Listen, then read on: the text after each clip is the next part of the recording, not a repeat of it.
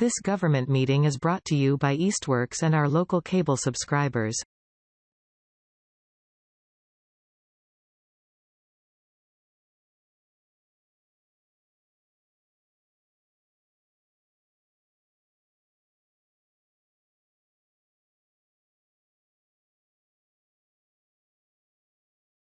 Good evening, everybody. Welcome to the Easthampton City Council Finance Committee meeting. It is April 10th. The whole committee is here, so that's great. I think the first thing we should do, I did see Councilor Terrell, we got minutes for the last few meetings. So I would entertain a motion to approve those minutes. So I would entertain. So moved. Okay, Sorry. second. Oh, sorry. Just for the which I don't have enough. Which dates were those? So we can make that. Those I will tell you momentarily.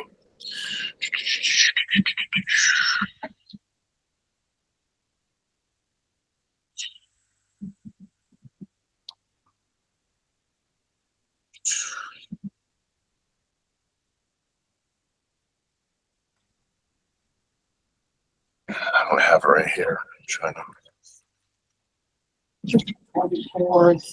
There was three sets. Yeah.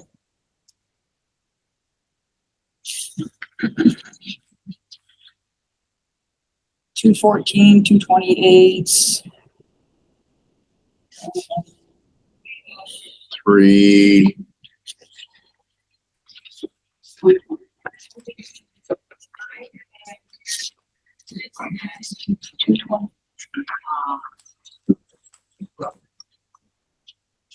Sorry, 124, 214, and 228. Okay, I will entertain a motion to approve those minutes. So moved. Second. Okay. Motion second. All in favor? Aye. Motion is approved. Mayor's not here. Okay, so let's just get right to the supplemental appropriation at hand. We have $70,000 from capital stabilization for Council on Aging parking lot improvements, and we have our COA director Phil here to give that to tell us why this needs to happen. Okay. So I can share my screen and share some images and information with you. But first, let me just say that anybody who's been down to the Council on Aging knows that the pavement is cracked and has holes. It's uneven for people to walk on with rollators and walkers and wheelchairs, and really for anybody. The striping for the parking spots is not done correctly. The accessible parking spots are not done correctly. There's no van access lanes. The signs are busted and falling over. And as you know, it really looks like a post office, and there's a big sign across the top. Every day people come in to buy postage, not kidding you. Still. And there's very little signage that tells you where the elevator is. So when people come for the first time, they've made their way over from Big E's or Walgreens or wherever. And can you imagine the exhaustion and the stairs are dangerous, and you had no idea where the elevator was. So when the city had the municipal ADA self-evaluation and transition planning study done, there was a very clear list of here's the things you need to do to make the parking lot better. And if you can, make the signage better. So we did get the opportunity to apply for a Massachusetts Office on Disability grant. We picked some things that were easily fixable within the confines of the grant requirements, which the project has to be completed by June 30th, and they weren't going to award the funds, until well into the fiscal year. And it was even later. So what can we do? In only a few months, we could repave the parking lot, put up some signs, and help people. Unfortunately, the quotes that we got for the work and the budget plan that we made, we asked for just over $32,000. I think that's why it was funded. It was very competitive, and they had said you could slot in maybe in a little grant, and we thought, perfect. Turns out after we had Canon Real Estate do a site design plan, that there's a lot more to be done. If you're going out to bid, things are generally more expensive than you think they're going to be, but also this grant was not preceded by a design grant. It's a construction grant that includes a little piece of design. So if we had been able to do the design first, we would have found this out before. Unfortunately, so now we were awarded wonderfully over $32,000 for a project that after the engineer took core samples of the parking lot and looked at the situation, it doesn't look too bad. But even so, potentially just the construction part and then overseeing the installation of the custom signs is about $85,000, we think. The reason for asking for a supplemental appropriation of $70,000, and which would then, with the $32,000, obviously be more, is that according to procurement, given today's economic environment, it's like a live wire. You know, you go out to bid, you think things are going to cost what they're going to cost, and there's overruns and difficulties. So if you approve $70,000 for this municipal ADA improvement grant and there are funds remaining, they go back into capital stabilization. The plan is that there will be signs, more signs telling you where the elevator is, and the signs will be far more obvious. The signs will be in keeping with, they'll have the city seal on them. So it'll be obvious that this building is part of our municipal buildings, which right now truly is not obvious. People will be able to find the accessible parking spots. They won't be perfect. They still won't be long enough, but they'll be wider and there will be van access lanes. So even if someday the Council on Aging moved, you could be talking 5 years, 8 years, 10 years. Right now, people are stumbling over the parking lot and they don't know where to go to find the elevator. So to us, it seems like a worthy project and the state thought so too.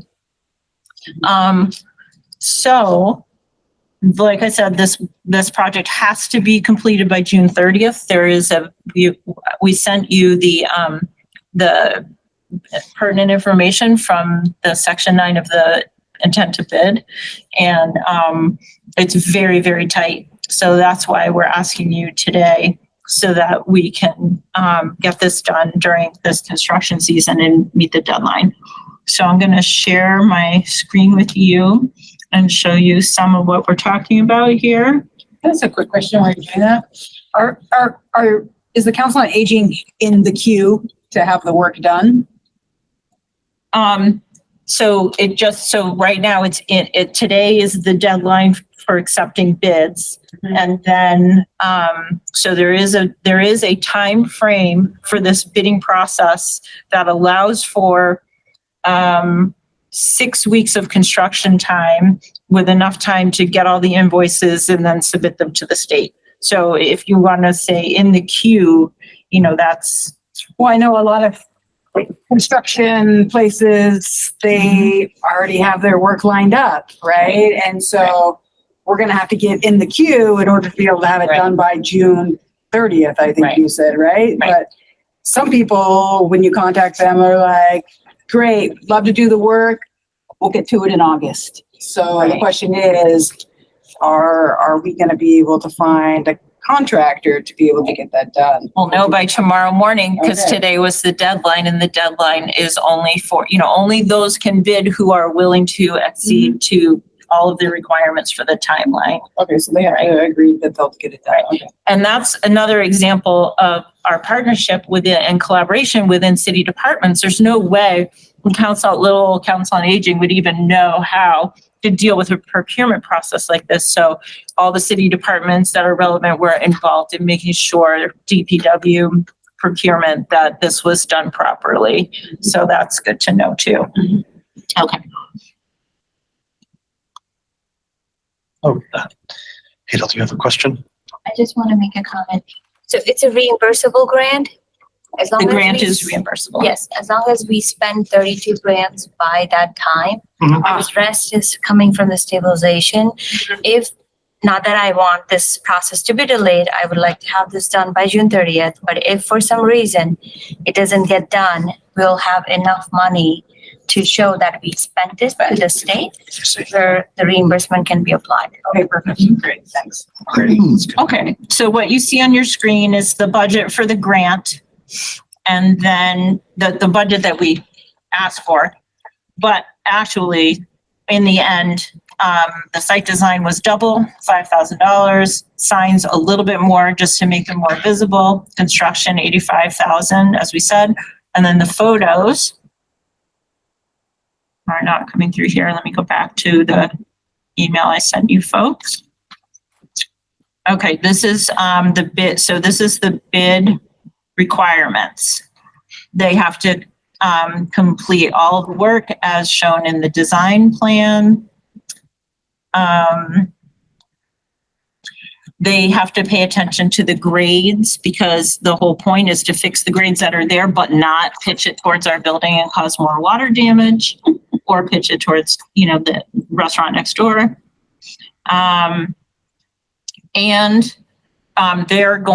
contractor's going to mount these custom signs that we're getting. Originally, the plan was that maybe DPW would do it, but really it's, we need more help than that. Okay, so now just going back to the email I sent you folks has the images. I don't know if you can see that. So that's what it looks like now. It's just little spots. There's these dips where the grates are. Everything's all cracked. And these are busted up ADA signs that don't even, appear above the cars where the cars are parked. This is the extent of our current signage. Post office. It says it's a post office, and we have that kind of degraded sign there, which doesn't even adhere to city branding. Yeah, and it probably would help if it wasn't the same green as the all shrub of the behind bushes it. and shrubs next to it. It was, kind of Yeah. fits right in. Blends right in. Camouflage. Is the post office, that's kind of a permanent, that would be. That is permanent. This is the sign. This is the sign that tells you where the elevator is. It's a Where's Waldo. I don't know if you can see it. Yeah. And so instead it would be moved further out so it can be seen and be much bigger. And this is the street corner that everybody sees. And this is the driveway is just past that corner to the ADA parking. So you not only do you not know coming from this end, this is a senior center or a city building, you have no idea where to park. So right there where that arrow is, there'll be a huge two-sided sign, and swinging underneath it is like, elevator this way. So that's, and then these are the signs. So, whoopsie. Telling you what's what. We could always pick them up and move them if we need to. And the site design plan, obviously you can't read it, but just to show you that an appropriate plan was done. It will also include bollards to protect the building because people do hit the building all the time. Not all the time, but enough. And Building with their car. yes, it's very tight in that parking lot. We will lose 2 parking spots because we have to make a van access lane and make the spots a little wider. And we've been telling the participants about this so that they understand. So, and then lastly, let me just see here. There will just be a little bit more definition between us and the Big E parking lot, because right now people expect that the city will keep an area clear that's actually not the city's to clear. So we'll be putting bollards there so that it's very clear this is the end of our parking lot. Don't expect us to clear snow and ice, going the other way. Right. Does anybody have any other questions or anything that would help you? I have an off-topic question. Has there ever been any talk about covering or doing something to the actual post office sign that's on the facade of the building? So yes, when the building was studied by an architect and design firm a couple of years ago to see if we could make it any better for a reasonable amount of money or not, and the answer was no to that. We discussed with them what it would take to have much larger signage, if not covering that. And so would have to get a historic, exception, which you wouldn't know. And also you wouldn't know whether or not you would get it until you went through the whole process of just paying for design and, planning for that and meeting with them. And so, yeah. So don't want to go too far down this tangent, but do you remember a few weeks ago when we were talking about Oliver Street and I said, this is why we need to be really careful about putting historical designations on properties? Well, we're back to talking about why it's important to be really careful about putting historical designations on properties. But this seems to make a lot of sense to me. I think that, the purpose is clear. It's cool that we've got a matching grant. I'm honestly a little impressed given some of the things that come before us with how much is happening for 70,000. We definitely approved some larger chunks of money for smaller scopes. So I'm impressed with all of that. I guess the one question I feel I have to ask my partners here is, what's the current balance on this account? 3.9 million. Oh, well, okay. So we've got the money. Do my fellow councilors have any questions about this? I think it's pretty straightforward. It's obviously a necessity, and it's obviously a necessity now. Yeah. It's nothing that can wait for a lot of reasons. And just in case anybody watching or when this comes to public hearing wants to say something about, it's no secret that there is talk that potentially eventually we might look at relocating this particular facility. My way of looking at it is this would probably improve the sale value if we ended up surplusing it, or if using it for something else, then it'll continue to be useful. Or if, again, like you said, that could be 10 years and this whole thing could. So I think that there's a lot of reasons why that context doesn't change my opinion on this at all. That this, I think, is a good. It's more of a safety issue at this point. That's the other. The last thing you want is somebody to, catch a wheel in a crack in the parking lot and fall down. It's just, it's certainly a necessity, I think. So when Cindy mentioned that any surplus left after from this appropriation, because we don't know what actual contract is going to cost, because it's from the stabilization account, surplus has to come back to the city council to be transferred back into the stabilization account. If it goes over. If it goes over, they have to come for us for more money. That was my question. Is there a possibility that you might have to come back for additional funds to finish the work? Or are you asking for more than what you think it might be so that there would be excess that it would come back? All I can say to that is that the purpose of having the city engineers go through it thoroughly and give their estimate, which was $100,000 just for construction, and then to look at what the advice was on the bids, that those would be around 85, and we're asking for 70 and we have 32. It seems as though we're making a reasonable ask to cover the cost of the project. And I can only trust, what our engineers and procurement are saying. It doesn't seem as though we would need to come back and ask for more. There is a backup plan. If this project is too far over, then we have drawn on the plan, which you couldn't see, an A and a B. And so A would be, if you're familiar with the building, there's a parking lot that goes all the way around. One side is primarily the driveway with some parking for the COA vehicles and staff. And the other side is for participants, or really it's a municipal lot, so anybody can park there. But the B plan would be to draw a line and do the most critical part, which is the ADA accessible limited mobility area. So if it's going to go over, we would do less. In the end, that might not be wise, because if you're out there doing all that work and the rest of it isn't in good shape, we really should do the whole thing. Mhm. So we can talk, if we get to that point with all the stakeholders to see, what's the best thing to do. Right. Mhm. I mean, it's not like we don't have cash in that fund if we needed to pump it up a tiny bit. Yeah, Um, I think this is great. I think obviously the accessible, we need to be accessible, right? And so I think that is certainly a priority, not only for council on aging, but for the city, right? And so it's a benefit to our residents. And so I want to make sure that they're obviously safe and can access the building.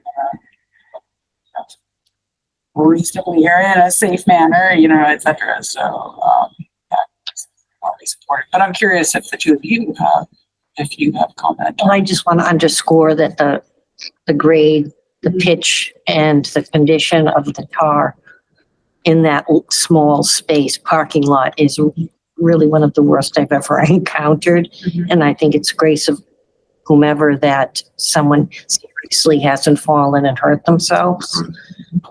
Be nice to get this done before that happens. Yes, To be exactly. proactive. To be proactive about it. Yeah. Mhm. We've been fortunate. Yeah. Okay.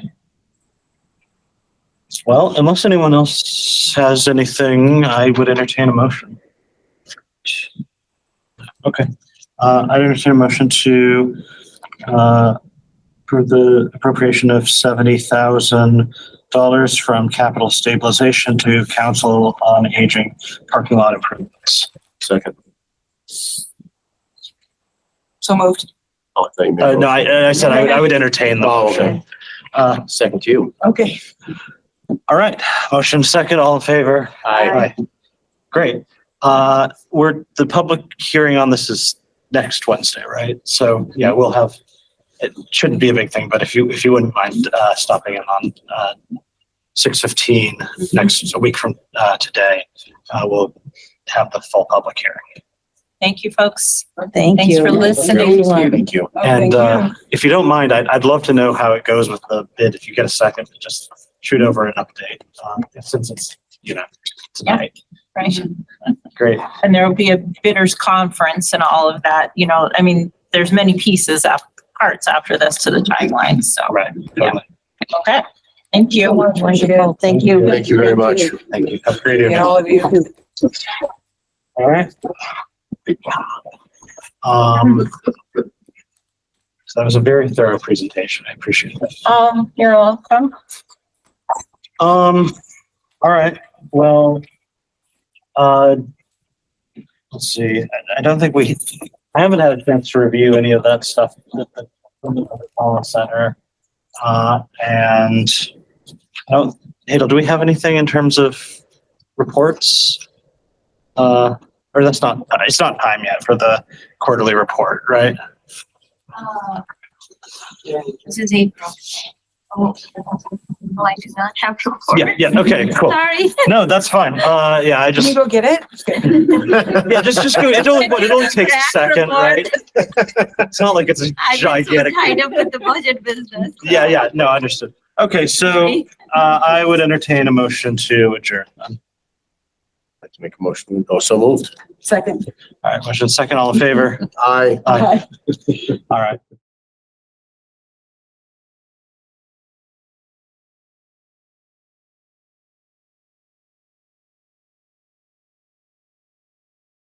This government meeting is brought to you by Eastworks and our local cable subscribers.